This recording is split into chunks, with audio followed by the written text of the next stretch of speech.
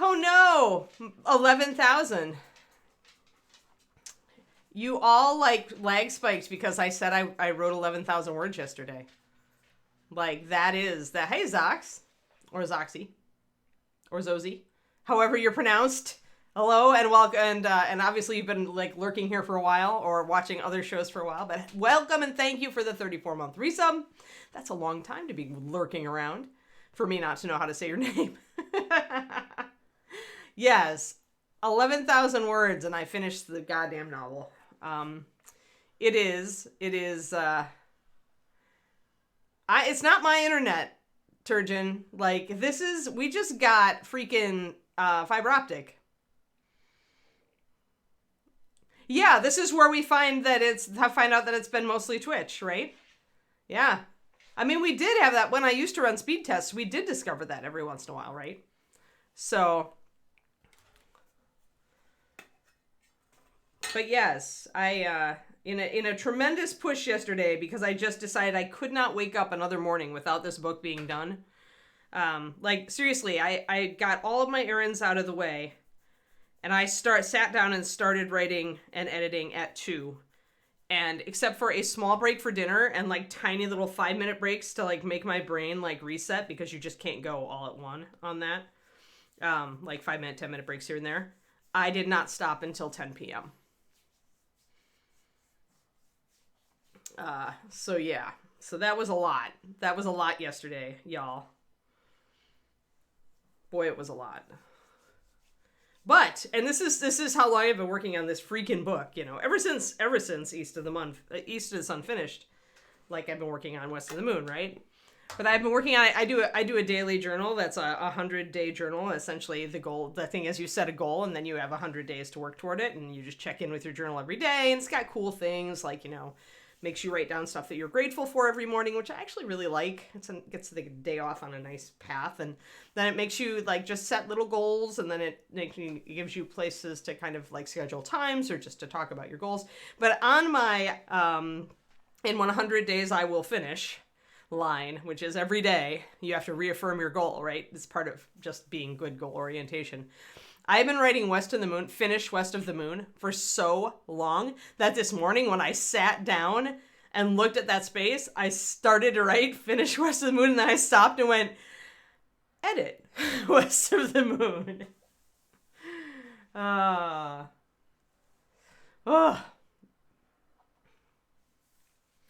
But yeah, so it was pretty weird, guys. It's pretty weird. You know, this albatross, and I realized it is kind of a big stinky albatross. This albatross has been around my neck for over a decade now. Ever since I first wrote these first drafts, and I knew, oh, now I have to sit down and actually make these good, right? With the rewrites. The editing, a lot of editing, a lot of rewriting, and a lot of raw rewrite. Most of the last third of this book has been raw writing. Like, just because I just chunked entire chapters and just rewrote them. So, yeah. So it's 11, if you can even imagine 11,000 words in a day, like, it's about 250 words per page, double spaced. So that's 4 pages per 1,000. That's 44 pages I wrote yesterday. You can imagine the 10-page papers you used to agonize over in school. Like, and then multiply that. This is your brain on writing. I was so fried. Like, David took one look at me and he went, "Are you coming to bed?" And I looked at my watch and it was 10:02, and I was like, what happened? What just happened? Boy. Whew, yeah. So let's get on to Cathy here while we talk. I want to get the rest of the gold blocked in and maybe work on it today. So where is I've been working on my rich leather, or no, I've been mixing. That's right. It's mixing. Cyan magenta and yellow and white and rogue shadow, because I just don't use black. No, I don't want that. I want lantern. There we go.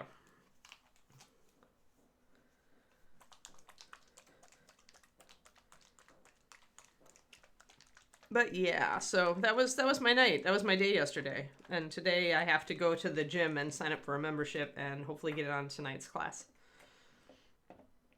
But I have to like get the house in vague order. I'm one of those people who, when cleaners are coming, I don't want to leave. Some people just leave everything out, right? And the cleaners are usually like, well, you don't really have to straighten up for us. We're the cleaners. But I'm just like, I can't just leave all that crap everywhere. Like, it's people coming to the house. I bet my mom would be the same way if she had ever gotten cleaners in her life. But it's like, we would totally. Yeah, so now imagine writing novels, Pendrake. Yeah, it's just like, oof. Oh, try grading them. Oh, Slayer. Oh, yes. So now the plan, while I mix up this gold color on Cathy here a little. It's mostly, the gold color on Cathy is mostly going to be, where's my rogue shadow? Where did I put it? Oh no, it ran away. There it is, hiding behind this huge like line of paints that I didn't even put away yesterday. But the point now, the thing now is to let the book just sit and not think about it for 2 days. Like, I gotta have a brain reset. Yeah, your mom would clean up so the cleaners didn't have to. Right. Yeah. Oh, see, I was the opposite, Ancient Marvel. I always wrote too much. I was the, do I have to keep to 10 pages? Can I do 20? And they were like, eyebrow. But yeah, so I'm going to do 3 drops of the yellow here. Going to do a little tiny touch of magenta. Remember, red is high diffusion, which means that when it hits a color with lower diffusion, it will spread very quickly. And that essentially means it will overwhelm our yellow very quickly. Magenta is a little less high diffusion than some other reds. Naphthol is pretty high diffusion. And I talked about red pigments in my Patreon recently. Dun, dun, dun. And with the Patreon plug. Yeah, I have a Patreon, and it's cool. But anyway, I talked about red pigments that go into mini paints and how they're different. And kind of talked about some different paints that have the different pigments, because most of them are naphthol red or some variation on it, or magenta. Like, those are the 2 most common, and red oxide. Like, those are the 3 most common pigments. I'm going to use just a tiny little teensy touch of blue. And it's going to go, blue is super high diffusion. Look at that. Wham! It just hit it, and it just, like, made everything go away to green. But that's all right. We have magenta. We can save it. We have the power. We can make it better, faster, stronger, folks. Oh, yeah. Yeah, and then in high school you was needing not to... Yeah, right, because somebody tells you... Oh, hold on. I need to look at... I missed a thing. Ah, Turgeon. Oh, Wappel. He was painting a metal Cathy. Aw, James. I'm sending, like, mental hugs. Psychic hugs to James. Man, I screwed this one up, didn't I? That blue, even that tiny, you saw how tiny that little bit of blue was. And yet it completely slammed this entire color into the dirt. But that's all right. We're going to walk it back. We added some red to overwhelm the blue, because if you've got green, you add the complement. Now we're going to add more yellow. We're probably going to have to add a little bit of white to see what color we're really at, but we're almost to the color I need. Yeah, this is coming up. This is almost there. Yeah, this is almost the color we need for that shield. We need more gold in it, though. I am going to add a little bit of white, because at this point, it's with this many pigments, it's just like, it's all muck. And it's like, you've got to add the 4th Cathy. You know what? If you're a painter, I can see working through grief that way. I mean, I worked through my grief about my dogs, my passage of my past shepherds, by doing a portrait drawing, like Leo specifically. I haven't done Kiri's yet, but then Kiri I just had a much better coping, because she had such a much better passing than Leo. All right, so I'm gonna add a little bit more white. Ah, that was a bubble. Bloop. There we go.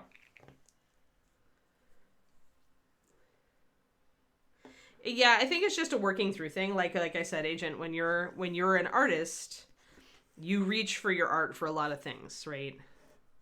I've reached for both art and writing in trying to deal with grief in the past because I do both.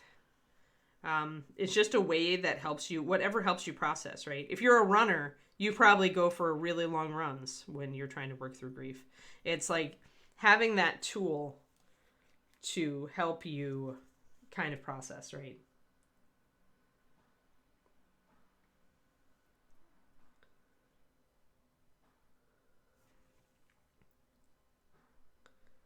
I'm going to put an extra drop of yellow into each of these. I can see that I do need a little more blue, but now I'm going to be smart. I'm going to be super smart, folks. I'm going to put a little tiny drop of blue up here on my palette. And then I'm going to drag from that so that I can use the most infinitesimal part of blue.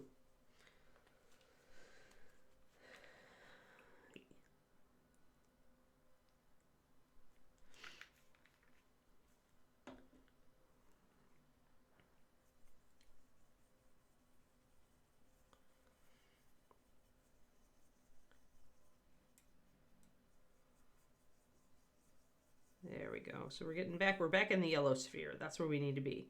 But we do need to be just a little bit more dampened down. So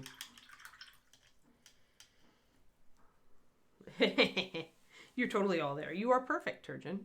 This is what I have to say. You're my biggest fan, so like I have to say it. Speaking of, I've been doing some funky things with Amazon advertising lately. I'm feeling pretty confident for the future. So I have a tiny look at like a little tiny bead on the end of my brush. Yeah, that's a blue. And the key is to brown this out. And I may need to add a little bit of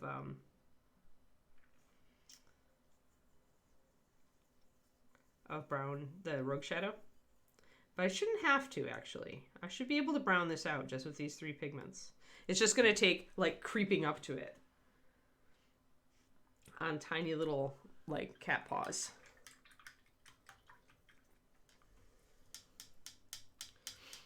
But yeah, I've been doing my Amazon advertising, and I think the whole point of doing Amazon advertising right now, because I'm not going to make money at it. I'm going to lose money at it because I only have one book, and I'm a newbie. But the point is actually, one, to learn the system. Two, I had read a lot about training the algorithm. Like when you run ads, like focusing on specific products and you get clicks, Amazon actually notes that, like its algorithm does, and then it knows better who to target with the ads. Because Amazon was very confused about my ads at first, and it was going to be because of all the friends and family. I think I mentioned this a while ago. It's a very interesting thing, but essentially, when you publish a book and all your friends and family run out and buy it, that's great for you. But and yet for Amazon, it's not, because all your friends and family like books on frogs and knitting and rainbows and river systems and everything that is not your genre and your book. So. Unfortunately, that trains the algorithm in the totally wrong direction. And for a while, Amazon is very confused about what your book is. And so the only way to really reverse that is to just spend a little bit of money on advertising. Like you have to have enough people buy or click on your book from an appropriate segment to retrain Amazon. Oh, you need to take your allergy pill. Totally. Yeah, there you go. I was going to remind you right away, Quindy, because I was totally, like, I've been blowing my nose all day. There's stuff in the air here. So now this is actually about where I want it. Maybe it needs to be a little greener. But I'm just inching toward it because you guys saw it's so easy to overwhelm it. Now, shortcut, let's grab our rogue shadow and see if I can shortcut it.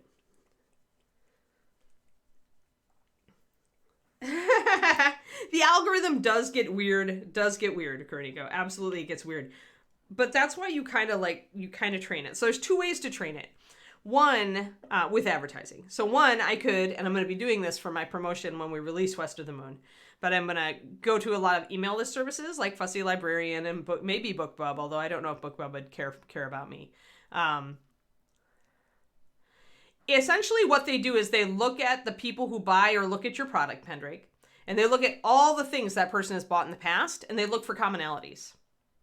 So the problem with having your friends and family buy your book is that there are very little commonalities there. Like, you know, if you think about all your friends and relatives, like, they maybe have, like, if you have a very strong, like, hobby group of friends and they all buy your book, then weirdly, like, so all your friends knit. They all buy your book. Amazon suddenly says that the comp title and category for your book is knitting books, because that's what it sees. It doesn't know. It's not smart. So that's the danger. And savvy self-publishing books warn you about it. I did it anyway because I didn't care, and I figured I could get around it. And the way to get around it, like I said, is those email services. I'm going to add just a little bit of Rogueliner just so that we can get to business sooner rather than later. Yeah, that's working. So the black, essentially, what's happening here, guys, is that the black in the Rogueliner is mixing with the yellow that I added in, and it's giving us a greener shift, right? Because black plus yellow equals green.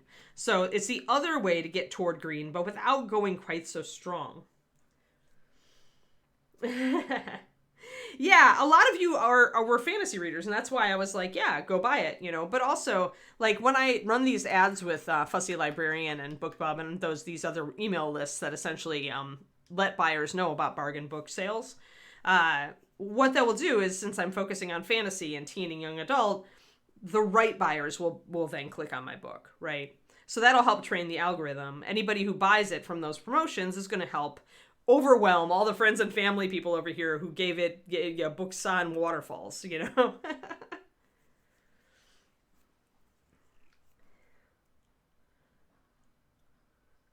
Yeah. That's the most common problem, Slayer, with well palettes. With people using well palettes, they just don't use enough paint.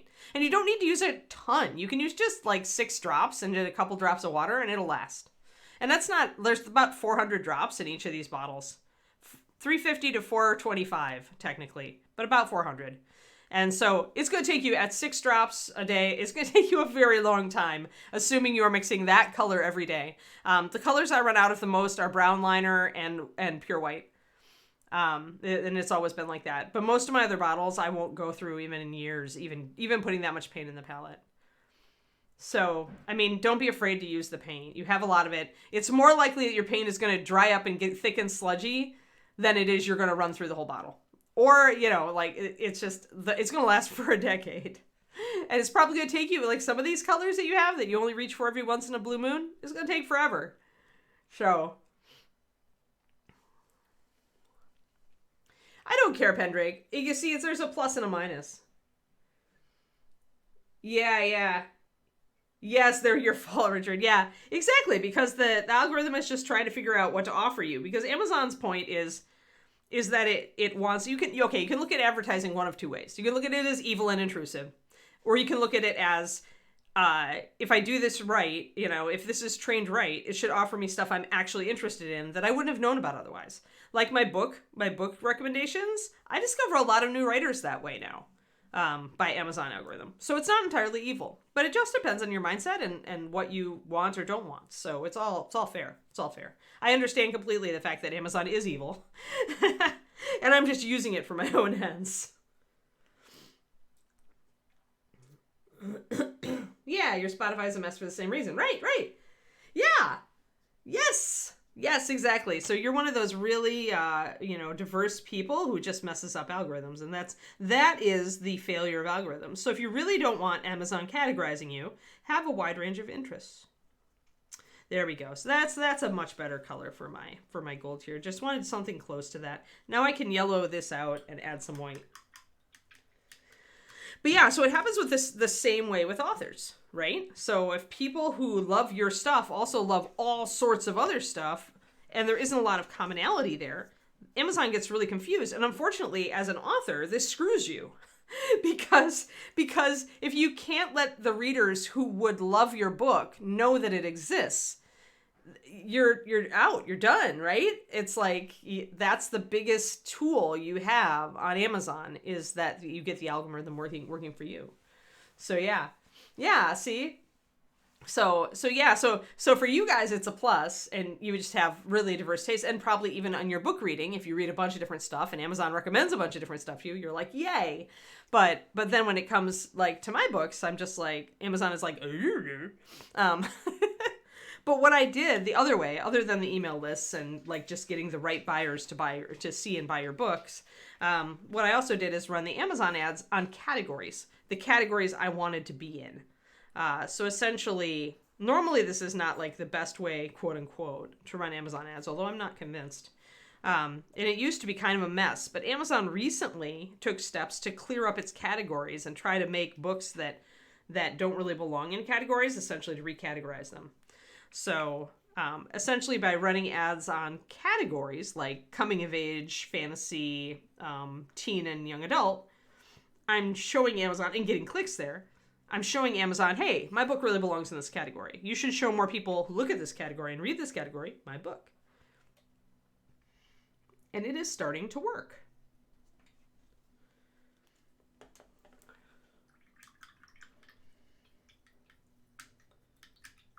Yeah, so it's just, it just confuses it. It confuses Amazon. But luckily, Amazon can be trained. Amazon can be trained. So yeah, so that's my kind of thing I've been doing while I've been working on West of the Moon. Algorithm, machine learning is interesting stuff. I don't know. Spooky sometimes, creepy maybe, but interesting.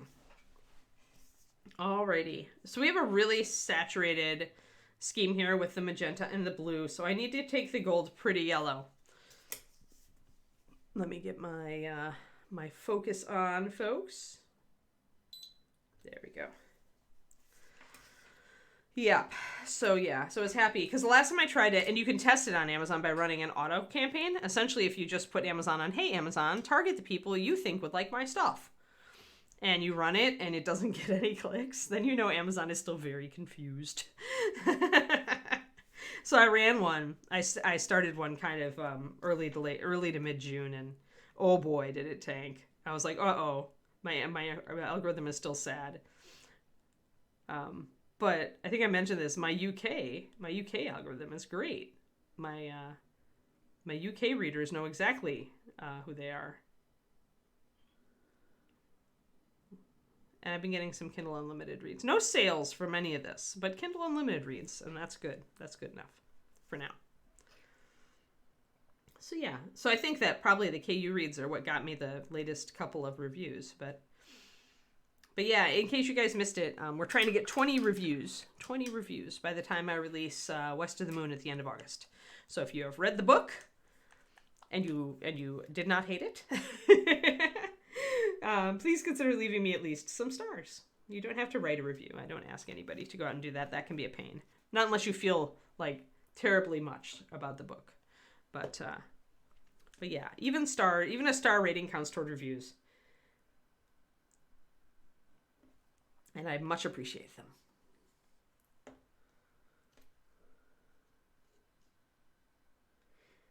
UK readers are crazy cat lassies. Oh, the cats don't show up until the next book. Or the next series, rather. Which isn't necessarily true, actually. I do have a cat in book 4. After South of the Stars has a cat in it. A couple of cats technically, but I don't know if the one cat's going to show up yet. Not until I write it. Sometimes you don't know. Technically he's a sphinx, but I count him as cat-like.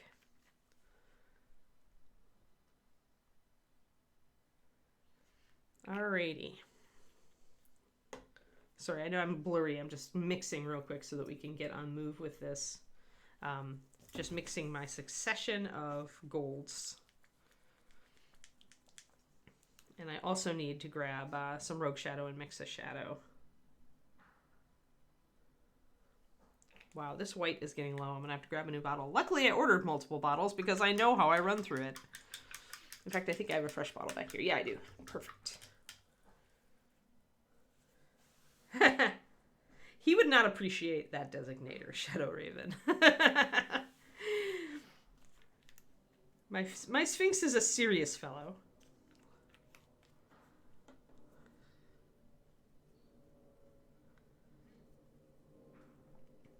he's had a lot of stuff happen to him in his life, so I don't blame him.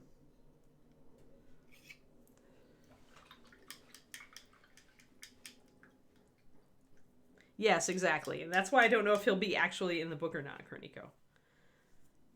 He really doesn't like the place the book is set.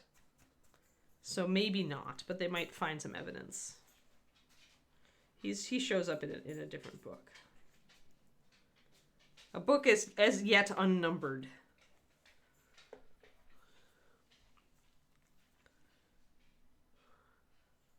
All right, I've got my gold. And I've got my white. I'm going to throw down some rogue shadow for some dark lining and shading. And then we'll be good. Then we're going. Then it's the go button. Go time.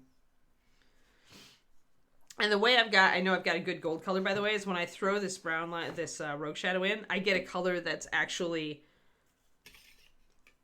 pretty much NMM gold shadow. A little bit of warmer NMM gold shadow right there.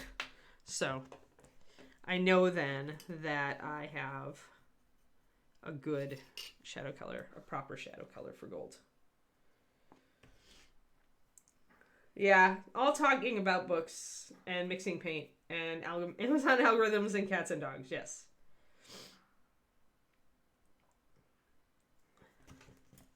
I don't blame your cats. Like, I wish that, although I like rain, so.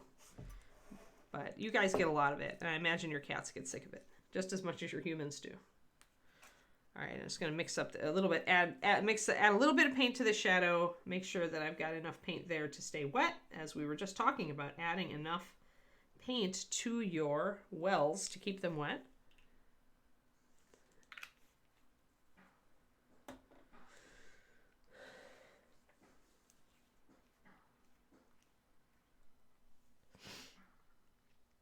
Okay. We'll do once we've got everything mixed. This is the problem. Okay, not the problem, but this is the peculiarity about mixing everything from red, yellow, blue, or cyan, magenta, yellow, is that it takes you a long time to tune in colors. Once you've got everything, you can just go, but it does take a while.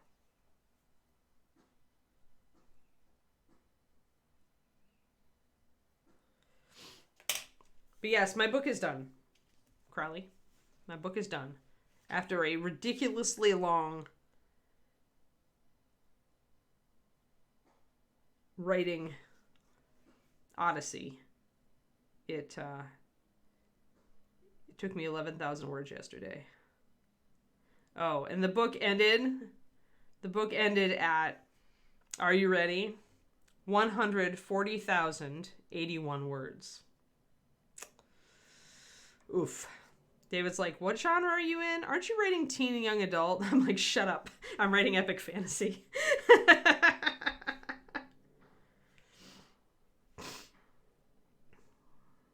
All right, I'm going to put some dark in around the edge of these sun rays just to be able to get the shinies going on. Doing these a little bit stylized.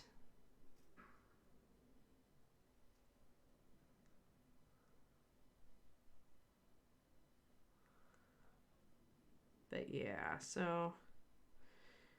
You know what's weird though?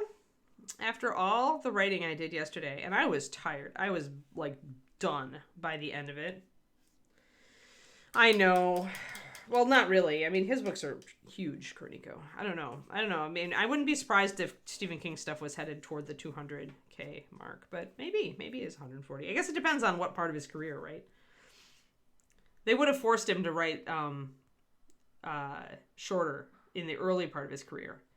But as you get famous, you get more of a, you know what, this is the story, take it or leave it kind of way to go. And because the publishers know they can make their money back off of you, they don't care if it's a long book. But yeah, I'm gonna try to trim it down in my edit.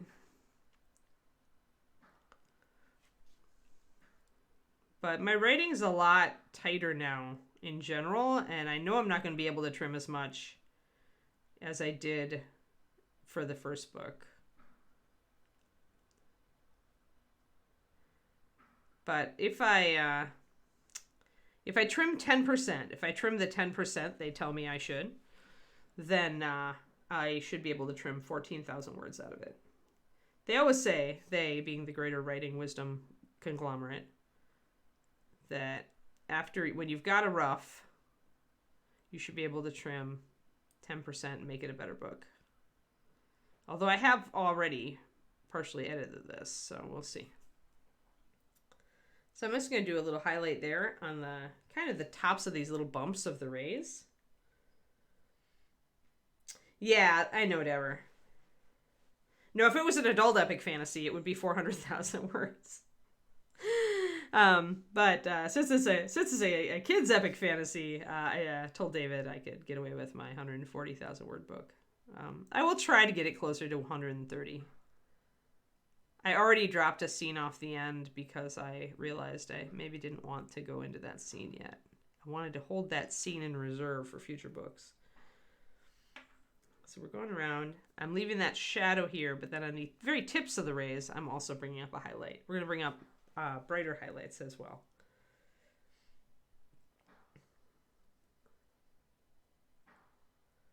Yeah. Well, The Stand was a huge book. And he was still early in his career at that point. They didn't know what they had on their hands. The nice thing about doing an author's cut that late in your career, though, is that you can go back. It gives you the opportunity to go back to your earlier work and actually make it better, because you've learned so much in the meantime about storytelling that you can not only restore the material that you felt was needed, but you learned a lot writing that book, presumably, and then in the books that you wrote in the meantime before you did your author's cut, so you can make it actually a better story. It gives you the opportunity to go back if you are so inclined. No, The Stand is not very comforting, especially not in lockdown. Well, yeah, but I mean the Amber Chronicles. But Zelazny he is a very tight, action-oriented writing style, Pendrake.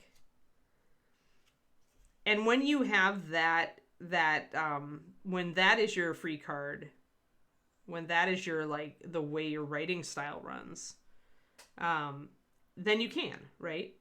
But a lot of epic fantasy is noted for, a lot of description, a lot of unique worlds. He managed Zelazny's gift, and actually Stephen Bruce has this same gift in my opinion.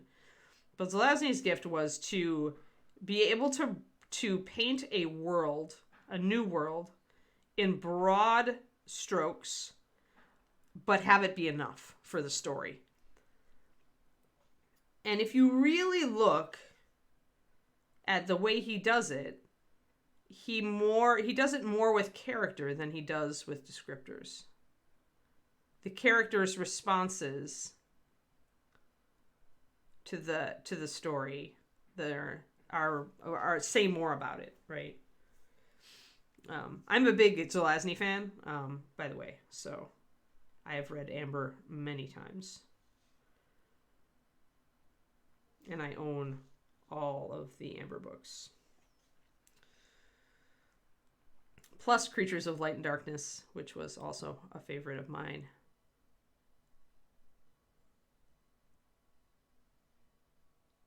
Which is not Amber.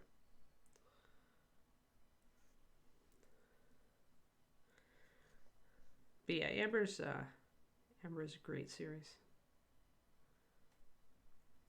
Even though he ruined it for the rest of us by becoming the quintessential amnesiac story, it became a trope after that. Amnesia became a total trope after Corwin. And everybody kind of feels mildly guilty about using it. If I ever write my epic fantasy, because be assured there is an epic fantasy, like a real adult epic fantasy book in me, several set of books. But if I ever write mine, I have to feel mildly guilty and embarrassed because there is an amnesiac trope in there. And whenever I think about that book and that storyline, I'm like, oh yeah, but do I want it?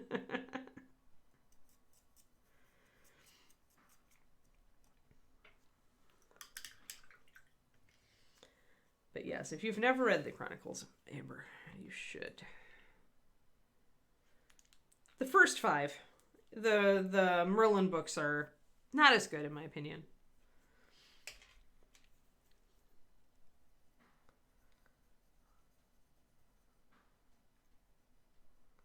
But there's still stuff from those books that lodged in my subconscious, and I still like reach for that, like those like general fantasy memes. As a writer, got to get a darker shadow on these fins of the sun before I come back in with a real light one. So I got some straight up rogue liner. And I'm just going to bring that around.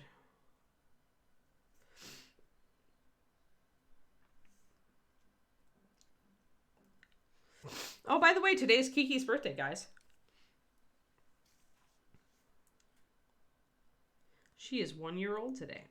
I have to go take a picture. Need to go take a new picture and put it up on the Facebooks in the litter. Probably need to post all over since she's a crossy dog.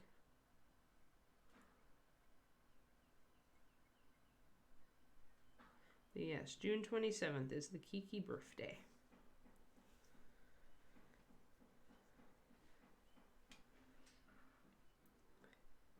You've read all 10. Do you agree with me that the second half is weaker, Pendrake? I really feel like the original 5 are a much stronger story. I had a lot of trouble like actually caring much about Merlin. Like I cared about Corwin a lot more. But then, you know, that's kind of how I like read fiction and how I relate to fiction. The way that everybody relates to fiction is different, so.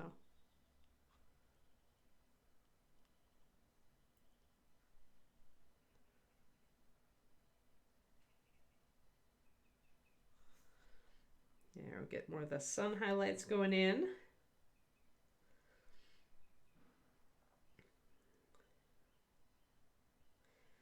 Yeah, she still thinks she's a... I may give them another try at some point. I haven't read them for quite a long time, and I'm becoming a better writer makes you, I think, a better reader as well. You spot stuff that the writer does that maybe you didn't appreciate before.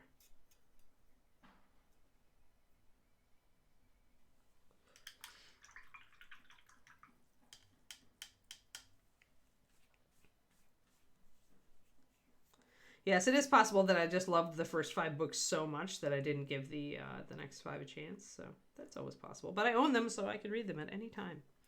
That's the great thing about books.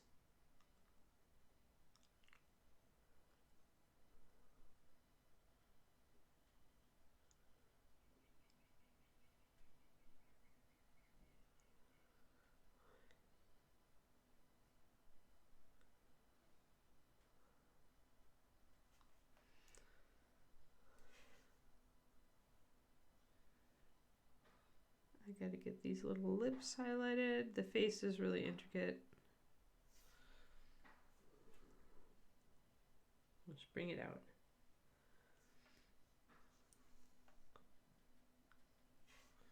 Yes, I'm always willing to like give it something another chance.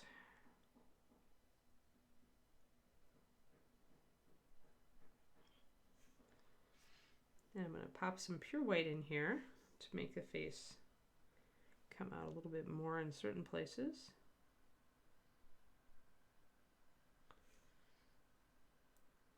Got to get the eyes too.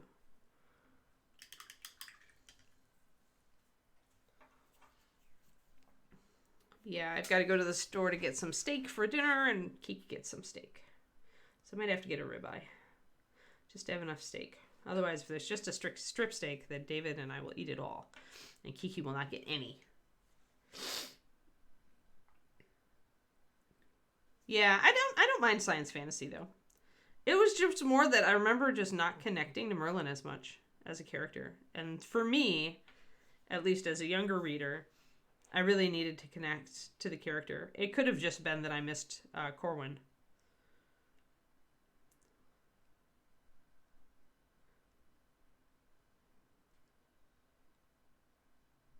Because I was reading those books when I was in grade school, high school.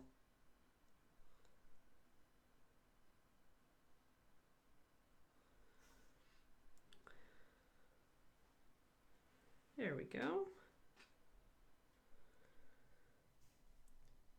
Kiki loves steak. She really loves salmon.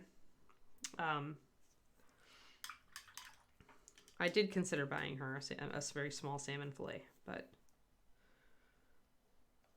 she's going to want what we have, so. And I need, since tonight is my first real CrossFit class, hopefully, I need to make dinner very simple, and for me, steak is very simple. And it's Kiki's birthday food, so yes, Kiki likes steak, and steak and salmon are her favorites, I would say.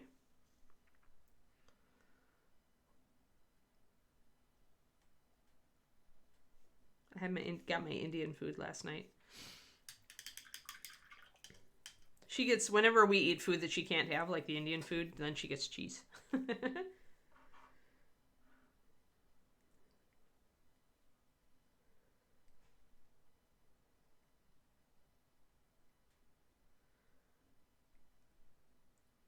Yeah. Little kids don't get it. They're just like, "Rah." They like routine. They're like dogs. They like routine. They benefit from routine. All right, I'm going to do shadow to bring out the little band on top of this. And then I am going to, I could line all these little fringes, but I think I'm going to actually do it just by doing highlighting. Sometimes when you want a mass of stuff like these fringes to look softer, you don't do as dark of a shadow. You just work with what you've got and bring it up so they look more like a clump. If I put lining all through this, then I'm going to lose the effect on these folds here. Dogs love cheese, Pendrake. The thing is, you don't want to give them really sharp cheese, and you don't, ideally, they do better with goat's cheese and goat and sheep cheeses than with cow cheese. So, Kiki's favorite, golly, her favorite is feta cheese, which in the one I buy is, I think, a sheep's milk feta. And then, I see sheep or goat milk. I don't remember, but it's one of those. So she loves feta cheese. Like, loves it. I put it on my salads for lunch every day, and she just comes and licks it off my fingers after I crumble it up. Yeah. And then her second favorite is probably Pecorino Romano, which is also a sheep's milk cheese. I do a lot of sheep and goat milk cheeses because I've got a little bit of lactose intolerance going on, and those don't affect me.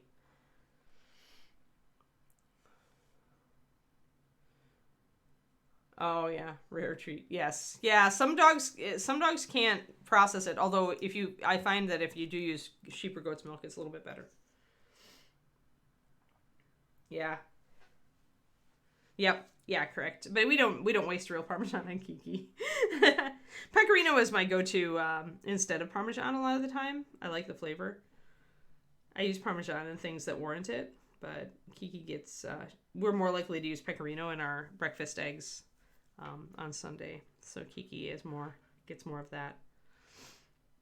And then I do give her a little bit. I worked some cottage cheese back into my diet when I started looking for lower calorie, higher protein things. Ugh, these are very small, guys.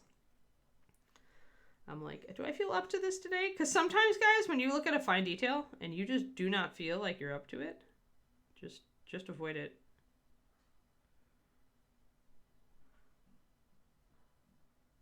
Like, there is no reason you cannot wait until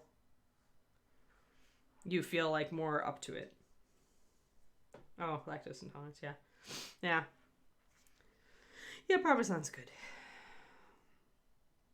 But we don't do pasta because I'm gluten-free and low carb. So, and I can't do the noodles the Yobatashi. I can't do those noodles anymore because unfortunately my intestine stuff, they don't do well. So no noodles for Anne anymore. I have to use cauliflower rice for everything, which is fine. I can do carbonara with cauliflower rice and actually enjoy it. But we don't do it very often because it's more of a pain in the butt. So because of that, we don't do as much Parmesan. I'm more likely to do it in a quiche, but David is like picky about quiches.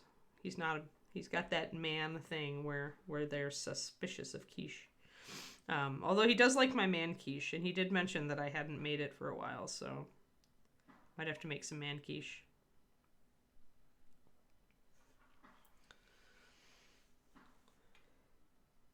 Yeah, exactly, Kendrick. Rice noodles, high carb, Cornico. So I can, and they're better than gluten-y ones, but still carbs.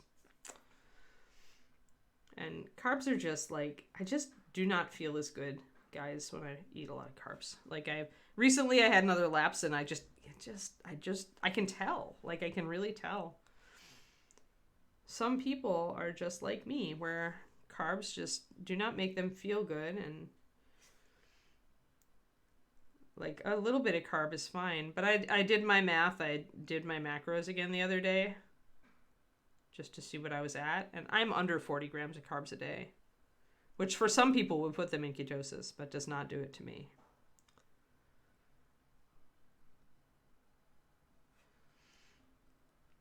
And as long as I stay under 40, 50 grams, I'm good. But when I start to creep up toward 100, and it's more than one day, then it's bad.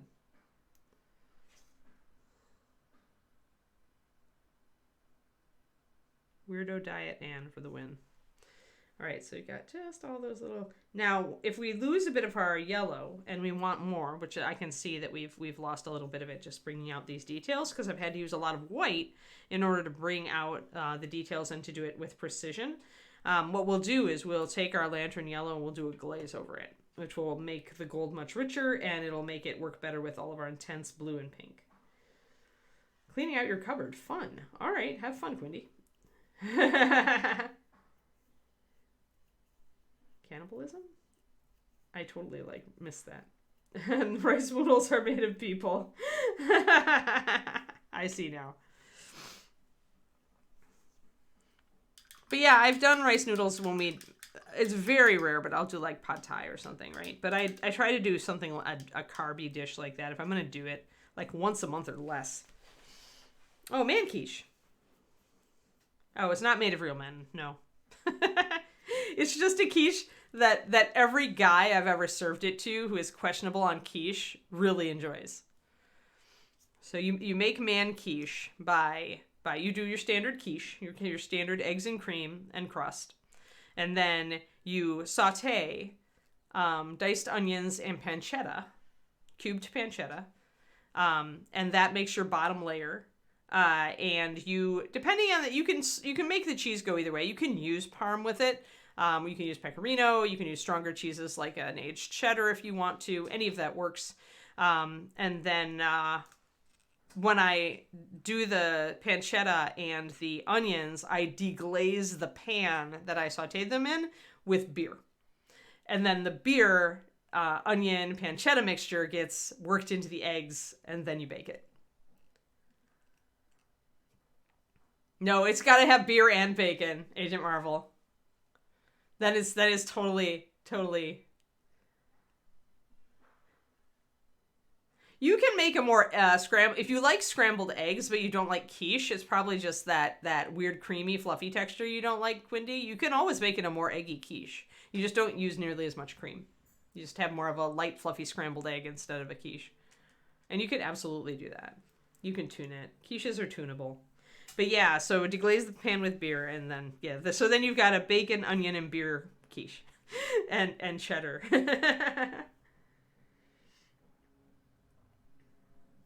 Because they don't, a lot of them don't like the texture of the cream, I think, is what happens. See, I knew it. Yeah, I got Kodiak. Yep, it's not hard to make. Oh, did we finally get a birthday girl? Hey, birthday girl. Birthday girl.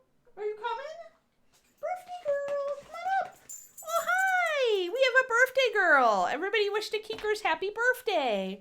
Oh, it's a good happy birthday to you. Happy birthday to you. Happy birthday, dear Kiki. Happy birthday to you. Oh, good girl. Yeah, there's my Keekers. She's a good girl. You're so good. Yes, you're such a good girl. Yeah, you're such a good girl. Yeah. Oh, it's the hugs, the birthday hugs, the birthday leans. Oh, the lickies at my glasses. Oh my God. Ermagerd. Oh, it's a good girl. Oh, it's a good girl. Good girl. You knocked my glasses crooked with that tongue of yours. Mwah. Good girl, Keeker. Good girl. Yay, there's your smile. Good girl. Okay, you want to get down? Good girl. Yay. Oh yeah, if it's not the custard, it could be the nutmeg, because nutmeg is a traditional add to quiche, and it does give us sort of a weird flavor. It's a savory flavor. But no ma'am. Thank you. But yeah, so it could be the nutmeg too. Or it could be both the cream and the nutmeg. But yeah, if it's the cream, if it's that texture, then I think you're onto something, Agent Marvel, because custards are also cream and egg. Alrighty, let's get the lion here.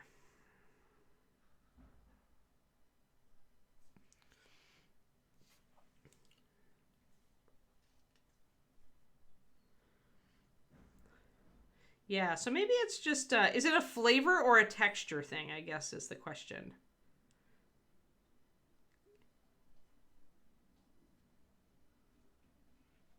Custard is a little bit different in that it is a little bit creamier and smoother usually.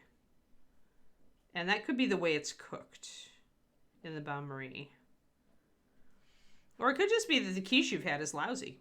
Like that, laugh at me if you will, but that is like honestly a thing. Like so many quiches are just not great. Not great. Bad quiche is absolutely a thing.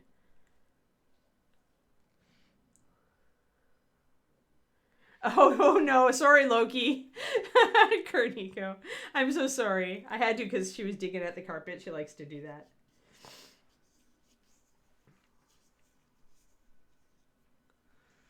Yeah, there's a lot of bad and just indifferent quiche out there. So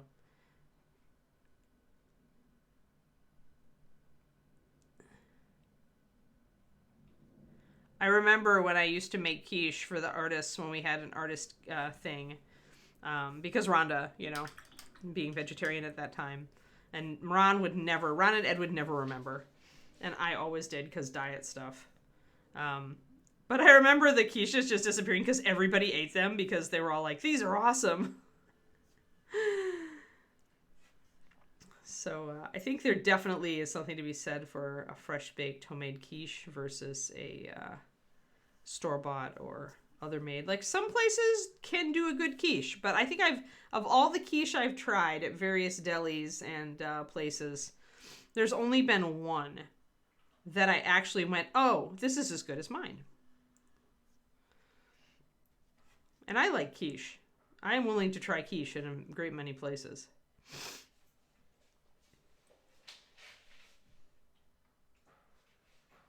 Oh, yeah, you should if you liked it, Shadow Raven.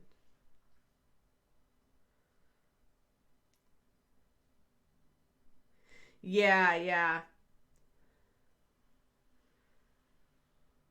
Yes. Right, exactly.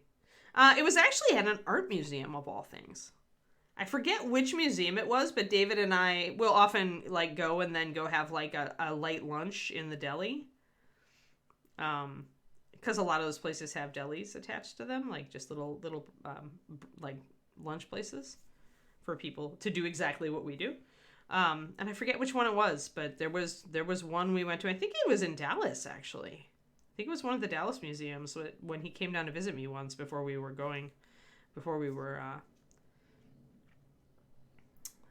moved out here. I think it was a Dallas one. I don't remember. But yeah, I actually had it and I was like, oh, this tastes just like mine. Awesome.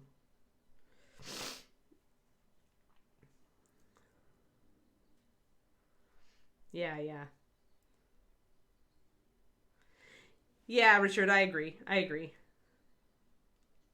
You prefer a quiche with a strong moral backbone. Oh boy. You guys. Oh, hey! And somebody asked about Tyranids. I got a shipping notice from GW. I did receive one. And as of Saturday, my Tyranids were in Illinois. I am expecting them to maybe hit California today, because 3 days is a reasonable drive. And I'm expecting them to get here tomorrow. And honestly, if I'm honest with myself, it was a good thing that they didn't get here and disrupt my writing. So, because they would have disrupted it.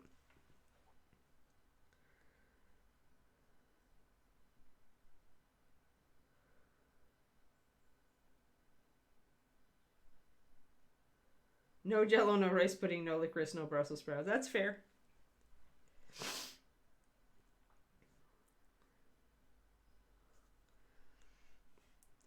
Okay, so we're underpainting white on the shoulders here, so I can do a gold over the top. Although I'm tempted to make the bottle red, yellow, blue, or cyan, magenta, yellow, because it has stripes.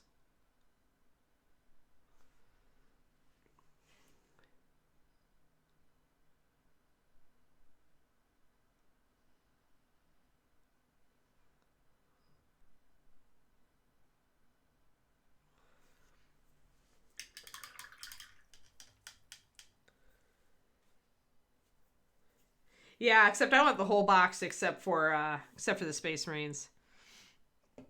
But yeah, I think there's gonna be a lot of new Tyranid players out there.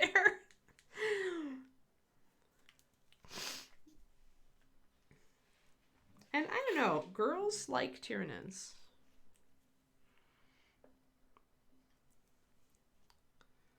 Because Space Marines, you know, they're a bit macho. It's hard for girls to like Space Marines. You can just, like, see all the testosterone leaking out of that armor. Hard to identify with them as a female.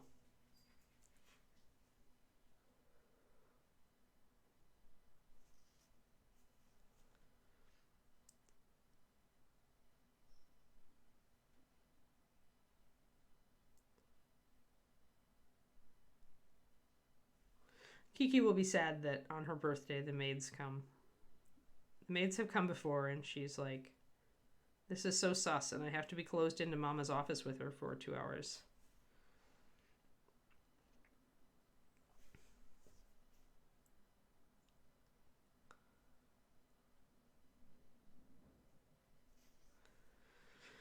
There we go, one shoulder pad.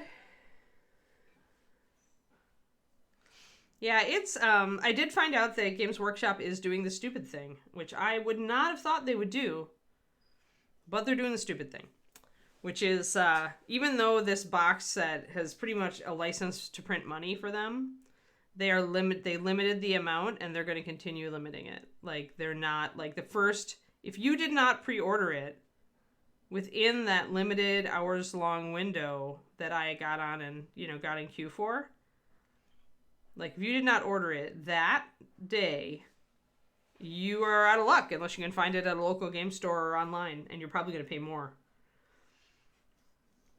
Because they essentially made a finite number, and they have said they're not going back on that. I just never understand that. I never understand why.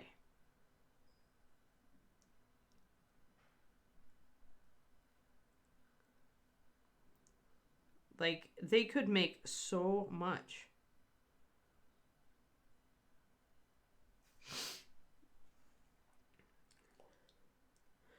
I mean, the only rationale I can see for it is because this box was hugely discounted, by the way. You get a lot of stuff in this box. It is a great deal. That's part of why I bought it. That and Tyranids.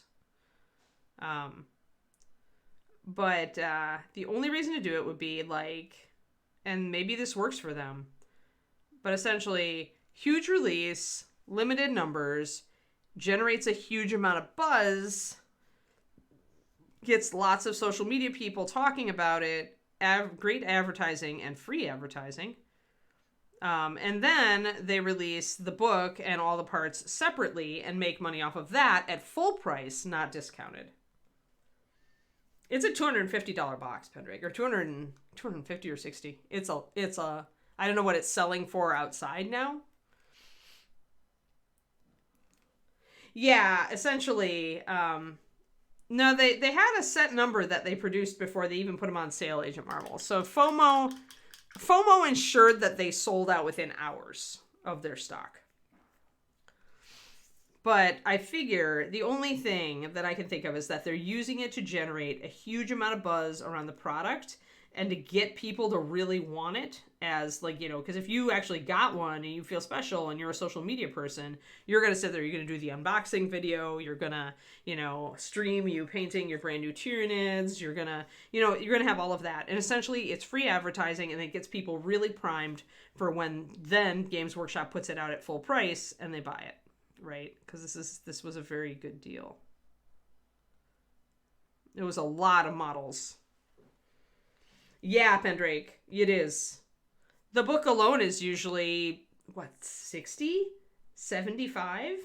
The hardcover? And you've got, and you get like, I mean, you get a lot of models. A lot of models. I haven't seen the breakdown of how much stuff is actually in the box, but I would not be surprised if it was closer to the $350 or $400 worth. Considering you get the book. And then, you know, you also got the free, like, table tile things. Not that they were worth anything, but, you know, a board game style map that you could use to play the game if you didn't have any terrain yourself. There we go. Yeah, Obs Kerniko. Yeah. No, I'm pretty sure this is a play just to build a frenzy of hype around the event and then essentially sell a whole bunch of super expensive models and books at full price. Leviathan. The new 40K edition. Leviathan, the new box that I did get my shipping notice on, so I'm going to get it at least. I was dreadfully afraid it had been misdelivered. 72 models, and some of those are very large models, like the Carnifex and the Hive Tyrant are decently large. I mean, and a Hive Tyrant by itself, Pendrake, like that's a leader Tyranid bug, normally the kit sells for $60. So just with one leader model for Tyranids, and figure the Carnifex is another 60. So that's 120 plus a $70 book is almost $200. 3 models. You already are at 200 almost. And then you get an entire Space Marine force and the rest of the Tyranid army force. So yeah, you save a lot of money if you got this set. Which is, you know, how they kind of, you know, and they produce their own plastics, so they're producing the models at pennies, right? So they're making a ton, even in this $250 box set, they're still making a good profit.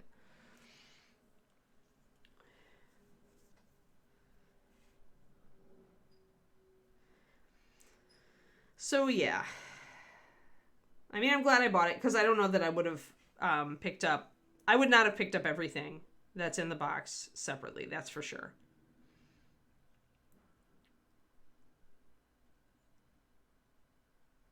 All right, let's get some gold on this. I like 40K dabbers, so I am invested, but yeah, that's nice. Kerniko. Yeah, exactly, Quindy. I buy the sets if I'm gonna buy stuff. I very rarely invest in a big model unless it's a big monster that I think is cool.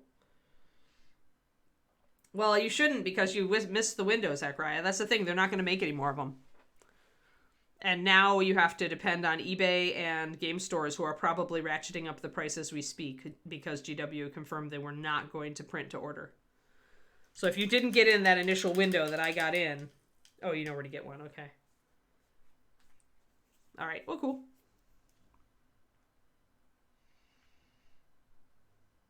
Well, it is a great deal if you like Space Marines or NIDS. I've just been waiting for new tier NIDS for a long time.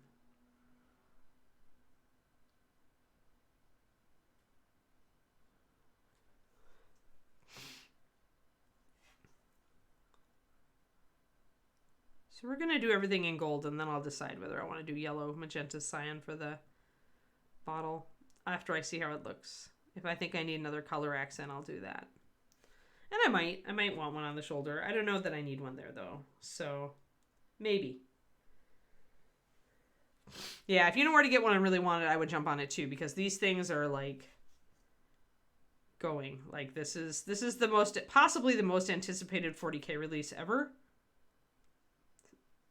Since apparently they have simplified the rules while still keeping the spirit of the game, and so it's supposed to be actually teachable to new people decently. Like, it's getting a lot of hype. So it is in demand.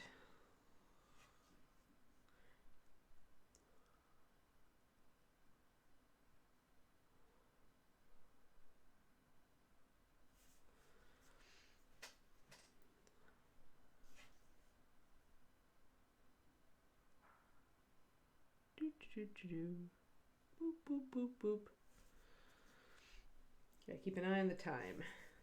Winnie with the FOMO.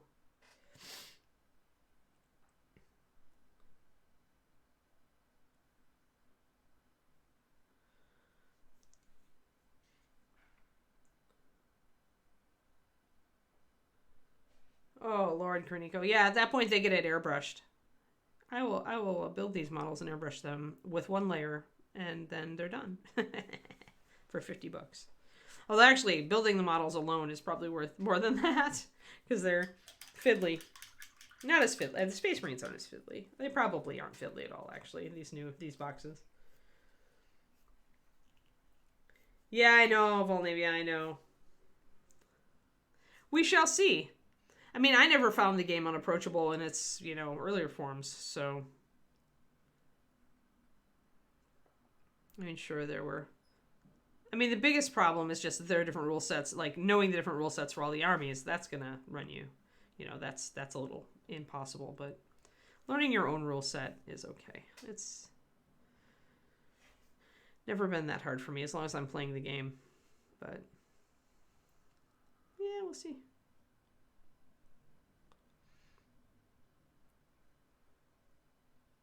I'm excited to have my Tyranids in hand. But yeah, I'm assuming they will not come today, and then we'll hit tomorrow. I have to check the shipping today. I have to track my package and see where it is. Get 2 shades of glitter, yeah. I agree. What a deal. What a deal.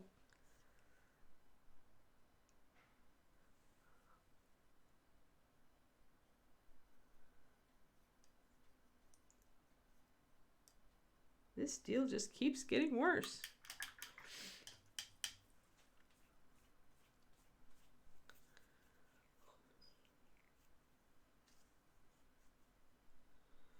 So here on the chest, it's a hard call how to highlight here. We probably have to go with the shape of the breastplate and the highlights that we've already done here and make the highlight like up on the upper part of the lion and the shadow kind of on the lower side of the lion. And then maybe pick up his little feetsies with a little bit of under reflection. So a little bit of shading, and probably I want to do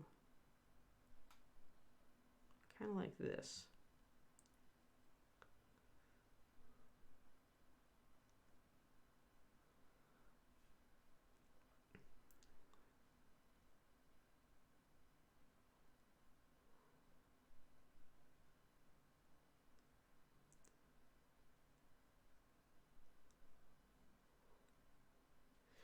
And now let's kind of try to do Skyrith on this.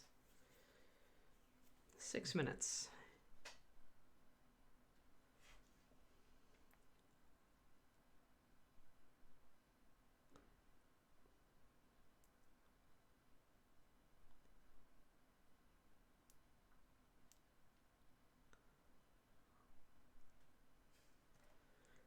So kind of Sky Earth here where I'm just like making it very clear delineation between light and dark. I'm not blending at all.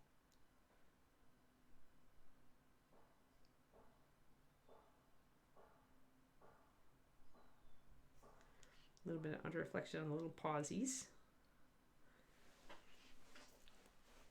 I'm going to come back with more of a highlight. I need to thin this though. When your paint gets thick and you need to blend in a very small area like this, make sure you're thinning it down before you tackle it. When you stick your brush in it and it seems a little tacky, it is way too thick.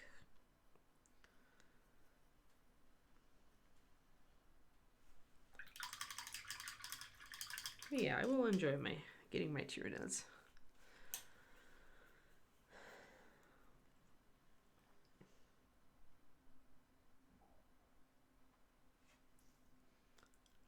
Okay, now let's bring in more of a highlight right up against this dark area.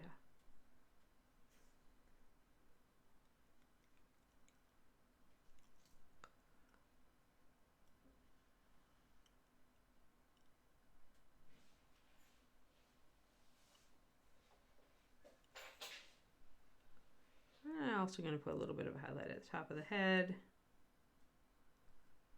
and on the tail.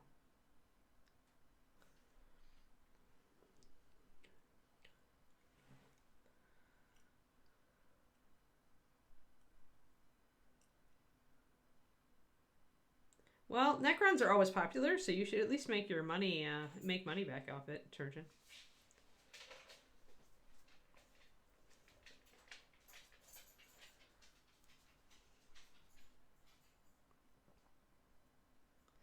Yeah, I want the 40K rules. I definitely, I think I want to get back into it, so. If I can find some nice people to play with, I'll get back into it.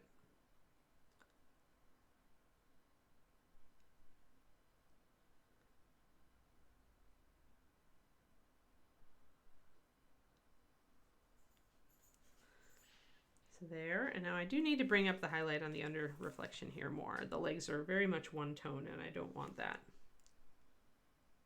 So we'll bring that up a little bit.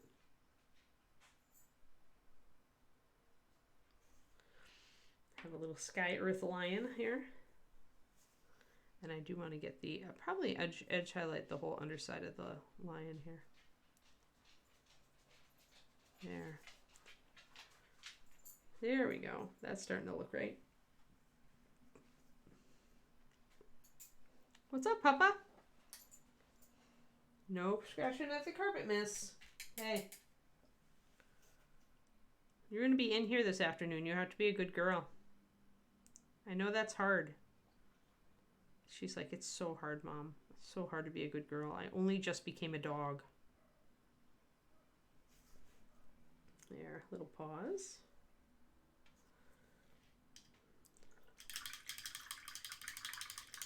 Yeah.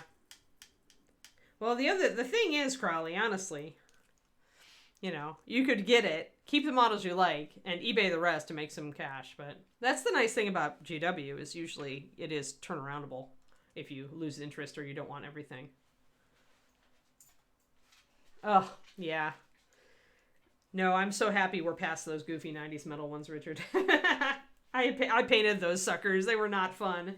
The Gene Stealers that always fell over and dinged themselves and chipped your paint job. Yeah, $50 is insultingly low. It's true.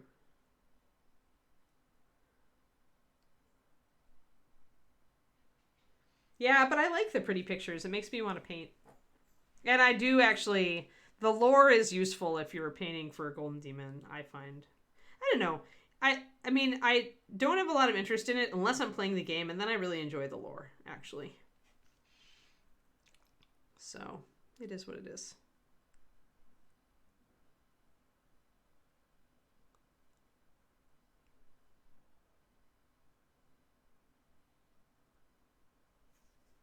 Yeah, it's a little Sky Earth kitty cat. I do feel like I need to eventually put higher highlights on Cathy's hair. But we are almost to 11, and so I think I'm going to do a little bit more highlighting. Yeah, $50 wouldn't even cover building the minis. I agree after initial thought. Oh well. Well, we'll see at the box, and then I'll enjoy pawing through it. I just like those big boxes. I can't help it. I just enjoy, like, ooh, it's like, ooh, so much pretty. So much pretty. There. It's a Skyros kitty. It needs tuning, but it's there. I mean, it depends on the standard Pendrake. If it's just to a gaming standard and you're painting a dreadnought and you're airbrushing, you probably could make your money. And, you know, with 50 pounds, that's what, $60? But you'd have to be a super fast paint job. Think about hourly rate. Always break it down into hourly rate.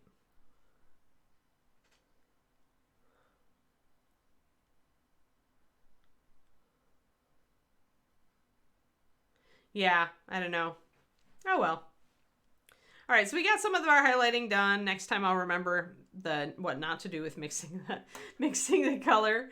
But yeah, so we made some progress. We got the sun more or less highlighted. We got our lion. We got our front fringe coming along, and we actually did paint in our gold on the shoulder pads, so that'll be a nice accent. The one thing I'm still thinking about is adding a little bit of a magenta chevron or zigzag down here on the loincloth. To bring the magenta more into play, as right now it is vanishingly small on the mini. Amazon's still selling Leviathan. Well, good.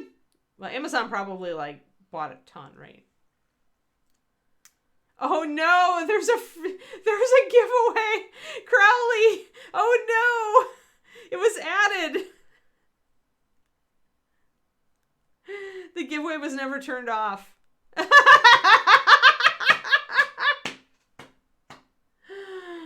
Oh my gosh. Oh my gosh. No, stop. Oh my gosh, Papa. It's for your birthday, Papa. It's a giveaway for your birthday. We should have done that in retrospect. We should joke sign Crowley. Quinty.